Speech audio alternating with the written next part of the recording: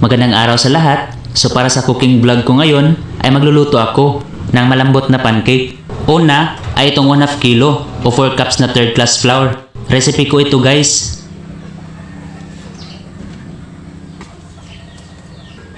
Sunod na ilagay ay itong 3 kutsara na baking powder.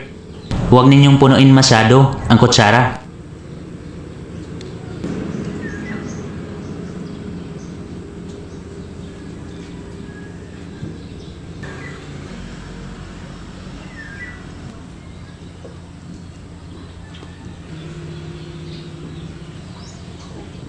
Sunod naman ay itong 1/3 cup na puting asukal.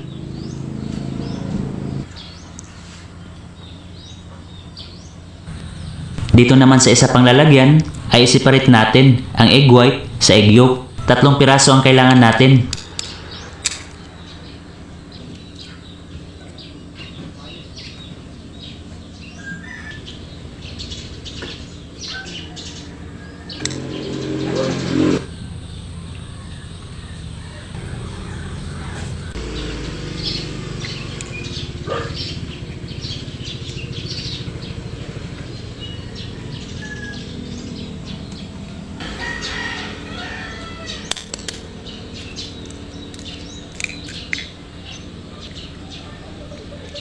Ngayon naman ay babatihin na natin itong puti ng itlog.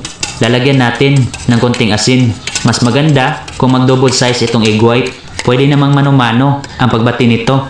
At kapag ganito na ang egg white, ay ilagay na natin ito sa dry ingredients. Ilagay na din ang egg yolk.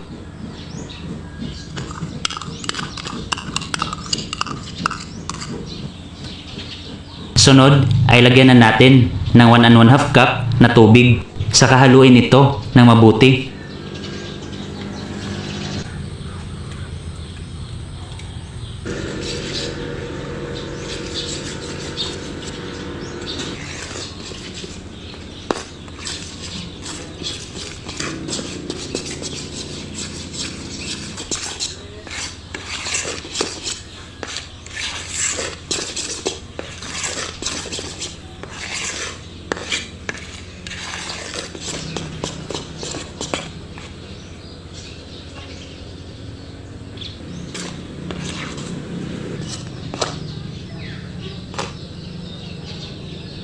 Kapag ganito na ang ating pancake mixture, ay takpan muna natin ito. Hayaan muna ng mga 20 minutes. Kapag may mga parang bubbles na, ay lalagyan na natin ng 4 na kutsarang mantika sa haluin.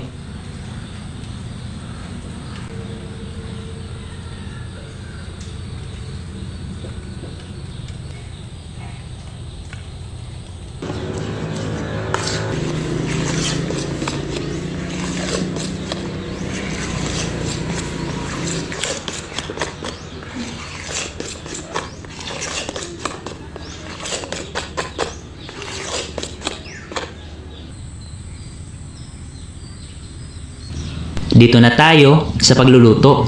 Sa mainit na kawali ay maglagay ng konting mantika. Sa umpisa lang tayo maglalagay nito.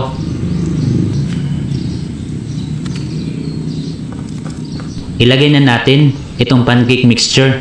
Nasa sa inyo kung gaano karami ang gusto ninyo na ilagay. Sa akin naman, gusto ko yung medyo malaki ang size para mas mapabilis ang pagluluto. Depende pa din talaga sa gusto ninyo. Pwede ninyong mas liitan pa ito.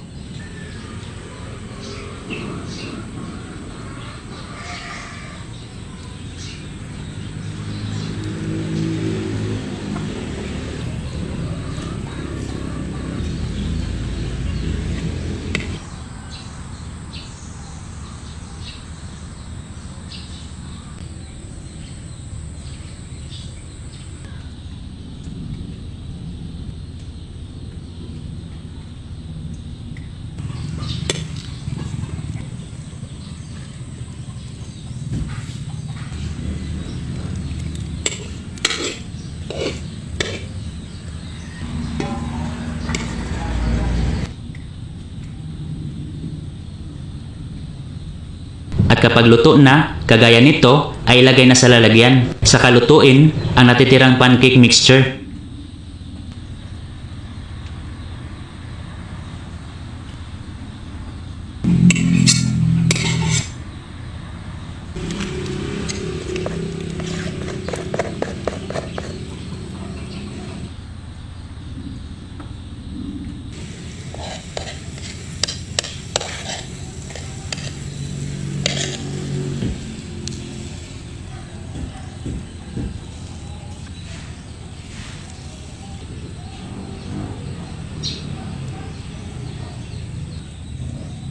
So habang niluluto pa natin itong pancake mixture, ay lalagyan na natin ng margarine at asukal na puti ang unang naluto. Mas mabango kapag natutunaw ang margarine habang mainit pa.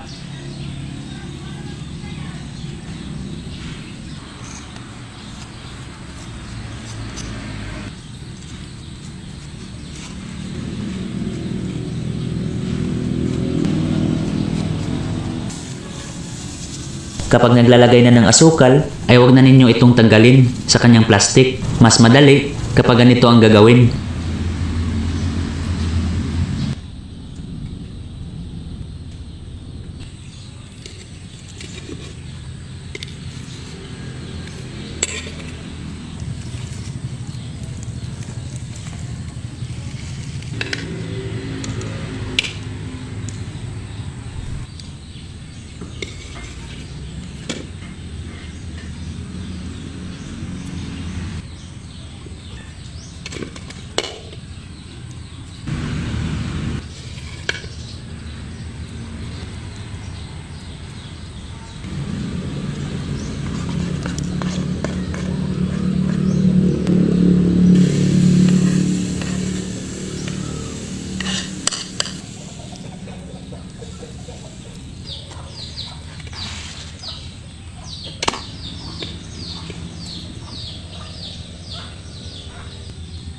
Narito naman ang pangalawang naluto.